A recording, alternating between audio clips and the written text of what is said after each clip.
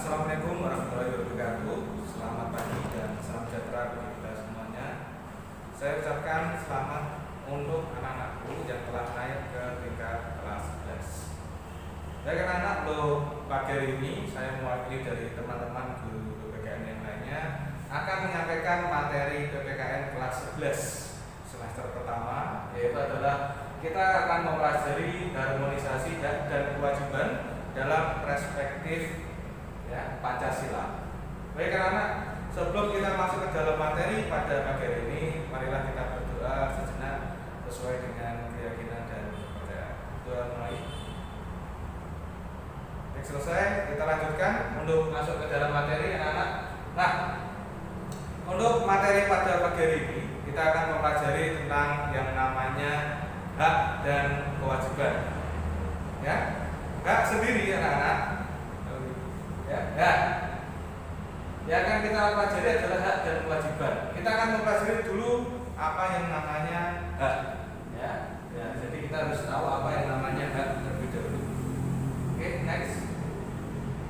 Nah, di sini hak itu mempunyai 3 arti yang melekat pada diri setiap manusia dimanapun ia berada, yaitu adalah hak untuk hidup, hak untuk berkebebasan, dan yang terakhir adalah hak untuk memiliki kebahagiaan.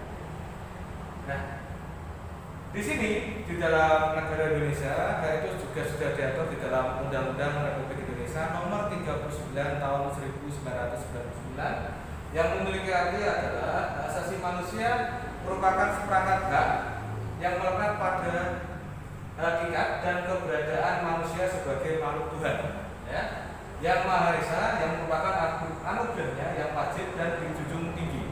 Jadi hak ini merupakan sesuatu hal yang diterima oleh setiap manusia sejak lahir.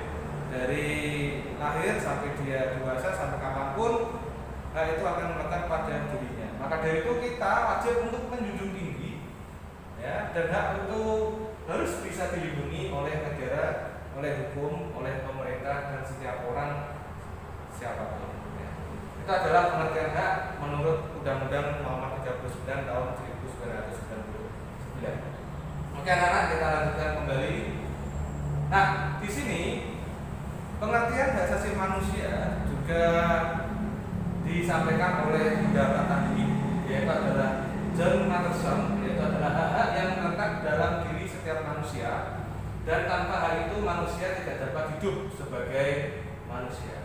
Maka di sini hakikat dari hak asasi manusia terkandung 2 makna. Yang pertama yaitu adalah hak asasi manusia merupakan hak yang alami dan melekat pada manusia sejak dia lahir. Yang kedua, hak asasi manusia merupakan instrumen atau alat untuk menjaga harkat dan martabat setiap manusia. Oke, itu adalah menurut pengertian dari John Matterson. Nah, di sini hak asasi manusia itu memiliki ciri-ciri. Ada 4 ciri dari hak asasi manusia. Yang pertama adalah hakiki, yang kedua adalah universal, yang ketiga adalah tidak dapat dicabut, dan yang terakhir adalah tidak dapat dibagi. Kita bahas dulu yang pertama. Hakiki adalah hak asasi manusia itu didapatkan oleh setiap atau semua umat manusia sejak lahir. Jadi seseorang yang sudah lahir itu sudah memiliki hak asasi manusia atau hak untuk hidup yang dia peroleh dari orang tuanya atau dari ibunya. Yang kedua adalah universal, artinya adalah hak asasi manusia itu berlaku untuk semua orang, tanpa memandang suku, agama, ras, dan antar golongan. Jadi hak asasi manusia ini melekat pada semua orang tanpa memandang siapapun. Seperti itu. Yang ketiga adalah hak asasi manusia tidak dapat dicabut. Artinya hak asasi manusia itu tidak dapat dicabut oleh siapapun kecuali oleh Tuhan yang Maha Esa. Yang terakhir, hak asasi manusia itu tidak dapat dibagi. Artinya adalah hak asasi manusia ini dimiliki oleh semua orang, yang mana semua hak, baik itu hak sipil, hak ekonomi, hak yang lainnya, itu hanya dimiliki oleh seseorang itu saja. Tidak dapat kita bagi hak saya bagi separuh dengan mereka, itu tidak bisa. Jadi hak itu tidak dapat dibagi. Lanjut, Nah, kita tadi sudah belajar tentang hak, ya. Ya, yang kedua materi kita adalah belajar tentang kewajiban. Kewajiban, ya. Apa yang harus kita lakukan atau harus kita kerjakan. Jadi kewajiban itu adalah sesuatu hal yang harus kita laksanakan. Ya, jadi kewajiban ini bersifat keharusan. Seperti itu. Nah, lanjut kita akan belajar tentang apa yang ada tentang kewajiban. Menurut Undang-Undang Republik Indonesia Nomor 39 Tahun 1999 Pasal 1 Ayat 2 menyatakan bahwa kewajiban dasar manusia adalah seperangkat kewajiban yang apabila tidak dilaksanakan tidak memungkinkan terlaksananya dan tegaknya hak asasi manusia. Jadi kewajiban ini harus wajib, harus mau dilaksanakan. Seperti itu.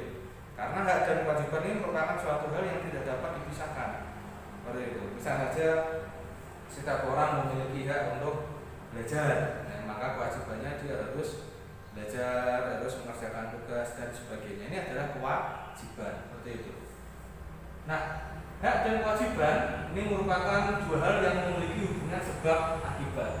Seseorang yang mendapatkan haknya dikarenakan dipenuhi kewajibannya yang dimiliki. Jadi sudah saya sampaikan tadi, kalau hak dan kewajiban ini suatu hal yang saling terhubung, ya, yang tidak dapat dipisahkan satu dengan yang lainnya.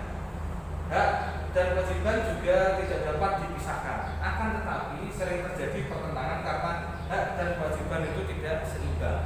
Jadi di sini seseorang yang mendapatkan hak harus melaksanakan kewajibannya. Supaya apa? Supaya antara hak dan kewajiban ini sama.